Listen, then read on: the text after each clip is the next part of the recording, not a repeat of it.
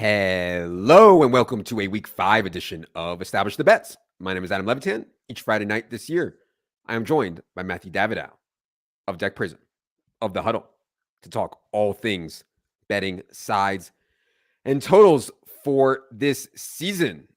Matthew Davidow, bookmaker to the stars, taking on all action as it comes. How's it going tonight, buddy? It's going great. Another great week. Football season's fun.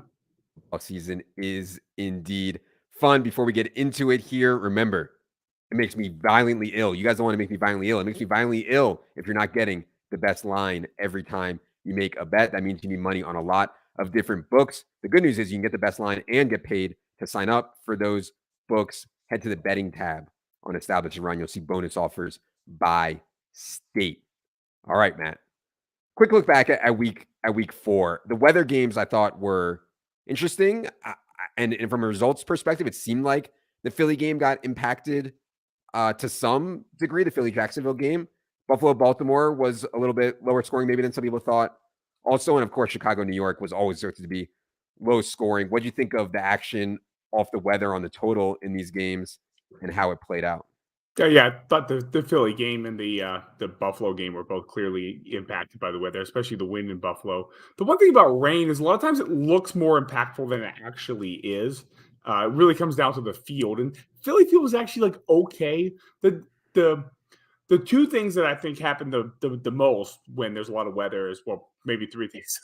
Wind is obviously harder to pass deep, and the rain, but it actually makes teams run more. And the more they run, that's what actually impacts the total. It's the coaches thinking more than it is the actual conditions as they affect play.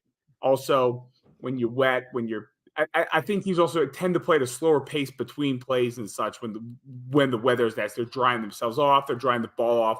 I think it's a lot of those little things much more than it is, oh, well, that play was clearly affected by this gust of wind. Did you see action coming in that was weather related? In other words, were groups hitting the unders on those Baltimore and Philly games heavy, or do you think that the market maybe didn't respond enough to the weather last week? No, I think it was well factored in. Well factored in Philly. I even thought too much so. Like we kind of took a little bit of a stand near the bottom of that. Whereas in Buffalo, we stayed low throughout. There was over money like a day or two before in Buffalo, which really surprised me based on the wind forecast. But I mean, you never know. Only other thing I have from last week is I need to take my victory lap. I, of course, knew that the total in Cleveland, Atlanta was way too high. I said it. I told Davidow on Thursday. He didn't listen to me. He left it up at 49.5, and God forbid, look what happens. Yeah, I mean, lands two goal line stops. I think one of the teams threw 9 total passes. Brissett could throw to the ocean, and it was the 16th bad Cleveland play kept it under at the very end. All right, let's move to week 5. One of the biggest line moves that I think we've seen this week is in the Sunday night game, and not a huge move in terms of the number, but where it moved. That line was, I saw 3s, I saw 2.5s. Now I'm seeing you guys have a 3.5 out there. Deck Prism does. What are you seeing on Bengals Ravens money? Well, I mean, a lot of times you ask these questions that you'll get the betting shows, and they'll be like, oh, this team this, that team that. There's going to be 10 different narratives, etc. But this is actually a really good example of what the actual simple answer that's most of the reasons. Somebody bet on Baltimore. You bet enough money on one of the teams, the line is going to move. Somebody, people that are very good at this, they made a large bet on Baltimore, and therefore the line moved. Okay. And that's, really like 3 to 3.5 is a massive move. I mean, way bigger than like some of the stuff we saw last week on Tampa and KC was like, KC -2 to Tampa -2. To me, it's a bigger move, 2.5 to 3.5, or even 3 to 3.5. Is that fair, do you think? Yeah, they're similar. I mean, I would look at it in percentages. Like the 3 is going to land in the NFL these days about 8%. So half of 8 is 4. So 3 to 3.5 is half of what the 3 would land. It's about a 4% move. Definitely a solid move, but not as much as actually KC and Tampa last week. Even though those points are small, there were more of them that did move through, and that was, I would term it more of a 5 to 6% move. But again, when you're judging a line move, it's so important to understand the size and depth of the market when you've started your calculation. And a lot of times that's simply impossible to know, especially these days. Mm-hmm. So it's very much, in my opinion, like a fool's errand to like say, oh, this line moved to here, to there, to there, to there, just because of the market size. is such a factor, and the uncertainty in the market, whether it's players or how much was maybe already bet into the market. I want to ask about the Bills-Steelers game. You don't see NFL lines very often, 2 touchdowns or more. Obviously, you see it all the time in college. You don't see it very often in the NFL, though. I feel like a lot of times this stuff comes down to like, will a team keep their foot on the gas? I know that's a narrative. I know that's like stuff people say, but some teams are like content to win by 10 or to just like run the clock out. I've seen Brady in the fourth quarter up 28 keep throwing the ball. You can't tell me that doesn't matter when you're setting a line or when you're betting a line when it's 14 or something like that. So what do you think about making a line for Bills Steelers and how that's going to go? But I think it clearly matters. I mean, clearly, if you look at like the results and what you actually need to happen in, say, the college games with the big spreads, and it's so much comes down to teams' attitudes. One of the absolute sharpest, best in the industry that I know of, Matt Metcalf from Circa, he made a comment the other day that I thought was just kind of really quietly brilliant. And he said, I always thought that if I need, the dog and they're getting, 35, 40 points in college football, that my best scenario is when the favorite is winning by 75% of the line at halftime, not more, not less. In other words, they're covering the first half and they're winning the game comfortably enough where they're probably going to go in a halftime, say, put it in the second team, put it in the third team, and then, from there it's, kind of a toss-up. Whereas if they go in near the first half line, they're much more likely to, keep playing, to keep the starters out there, much deeper into the second half. And I never really thought of it, but I think it's very true. And I wanted to kind of look into that non-linearity as it applies to, our, deck prisms in running and second half models. And then you mentioned, another similar point to this is it's one thing to know that the attitude of the teams is a big factor. It's a complete other thing to actually predict the attitude of the teams. So while, I do agree with you on Brady, and, now he's, 44. Did we know this, 10 years ago, et cetera? And I definitely agree. You mentioned pre-show that the Buffalo is a team that they're willing to throw late. They're willing to grab that extra score. Yeah. They've definitely covered games that I was rooting for them not to cover in a spot where I thought teams wouldn't. So I do agree with this, and I do think it's worth something. How much is it worth? I don't know. I do wonder how predictive that idea is that, okay, well, they've done this in the past, so therefore that will continue to be their attitude. Players change. I mean, I know Allen's still there, and the coach is still there. His name escapes me, but Dabble's gone. The offense, any change could change that. That attitude is, I guess, kind of my point. But at the same time, I completely agree. If you can get in the heads of how the teams will act when it's near spread time, then that's much more important than and it's data or. Yeah. And like you said, I mean, Buffalo has shown and willing to do in the past. Of course, Daboll's gone now. They do have Dorsey in there, the offensive coordinator. But still, I just think it's worth thinking through before taking a big line like that. Mm-hmm. Teddy versus Tua. I'm not sure there's a big gap there. I think Tua's ceiling is higher, but they both have like kind of a similar floor. It's a really interesting game, in my opinion. Zach Wilson against Teddy Bridgewater here. What do you think about this one? How's the market thinking about Teddy getting the start? I think there's a difference in the market, and I've never been a big Teddy Bridgewater fan. Talking about value versus the market, I've always thought he was overrated, if anything, from the minute he was drafted up until now. Makes the easy plays. There's no upside. There's like you said, there's no ceiling. I like Tua. I think Tua is going to be an excellent NFL quarterback.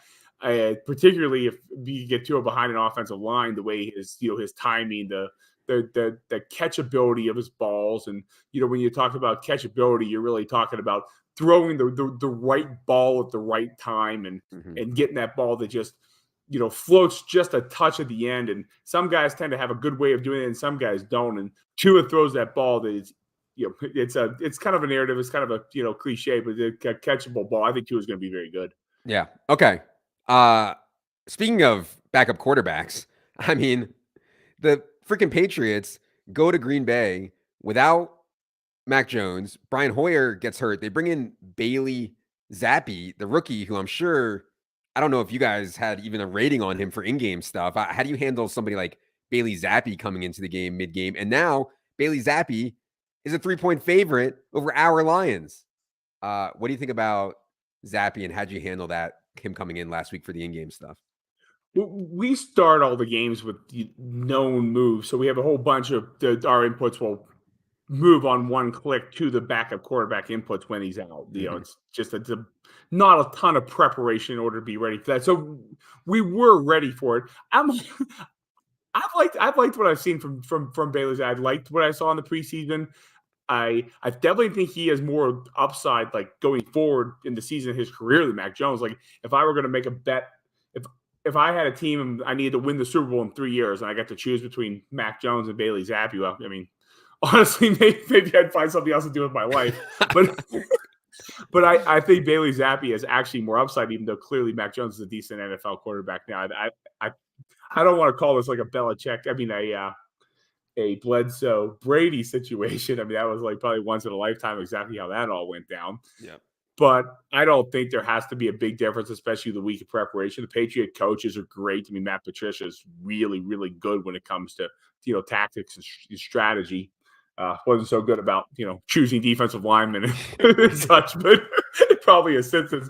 But he's good when it comes to strategy. They'll have some good plays. They have a great offensive line advantage versus Detroit. I think the ETR that Brandon Thorne has it like his 5 versus 25 or something. I took a brief look before the show. I think the Patriots will be able to run the ball quite handily on Detroit. That also brings up an interesting point. So you got two quarterbacks, Pickett and Zappy, who are going to make their first career start. And the one thing I always notice is even when a quarterback's going to be good, oftentimes the first start, the team's like way too conservative, doesn't really give them a chance. I definitely expect that from Pittsburgh this week. I think that they'll have a lot of reins on Pickett. Also, Pickett's in a tough spot. Best pass rush, maybe in a few years here with Buffalo. They're likely going to be trailing. They're likely going to have to pass. It's not like they have great receivers. Not, if you need to get out of bounds, Najee Harris is your guy. But, other than that, Meanwhile, the Patriots, on the other hand, they're going to be able to establish the run. They're going to be able to dictate their offense with their offensive line. They're going to have advantages in the secondary with their receivers. And so Zappy will look better, even though I've liked what I've seen from Pickett so far, too. What do you think the line would have been if Mac Jones was starting this game? 6.5. I mean, Mac Jones is definitely decent, 6, 7, 8% better than. I think this is going to close 3.5, 4 even as it is, though.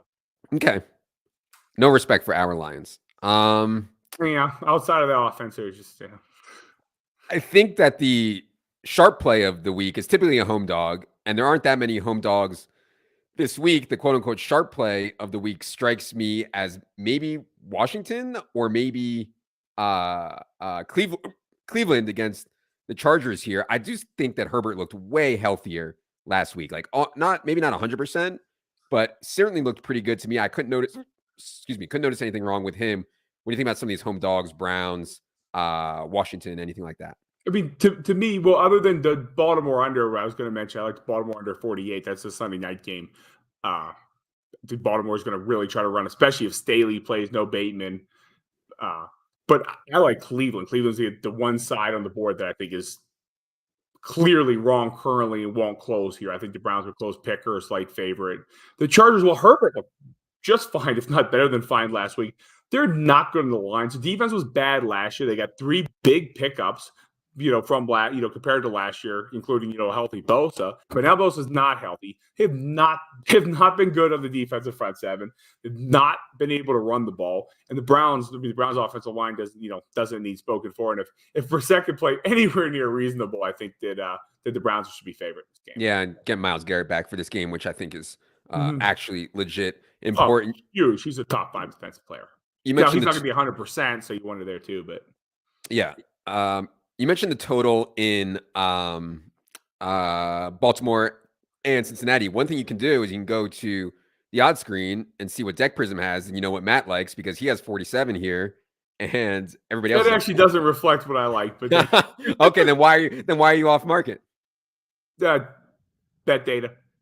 Okay, it's automated. I mean, it's a very, very, very sharp line, but it doesn't. It's not necessarily going to correlate across the board with what I like. But yeah, I guess I can't argue with that. We are at 47, and there are plenty of 48s out there. Yeah, a lot of 48s out there in that game. Yeah, I think that's interesting. Obviously, we've seen Lamar pass the ball really aggressively at times this year. Certainly didn't do it last week, and the Bateman stuff I think matters as well. All right, we've said it all on. Excuse me, I got the hiccups. We said it all on the Week 5 betting slate. Follow Matthew Davidow on Twitter. You can find his Twitter by going to my handle and seeing where I have shouted him out. Enjoy the games this weekend. Also, for those guys who are ETR subscribers, we do have the pools show that myself, Peter Jennings, and Mark Dankenbrink did earlier today, talking through strategy for Survivor and pick'em pools, which correlates a little bit with this stuff. Also, I think it's good to use it in conjunction. 4. That's pretty cool. So Survivor. That's a great idea. Oh yeah, you're not playing Sorry Survivor. to jump into your conclusion there. You're not playing Survivor. I wish. It sounds like so much fun, but it's I end up spending all of my time actually working on this stuff. Yeah, Survivor really is so fun. It's definitely one of my favorite formats. I have 1 out of my 4 teams left, so we'll see how it goes. All right, that's gonna do it for another edition of the betting show. Appreciate you all being here. For Matt, for producer Adam, I am Adam. Good luck, everybody.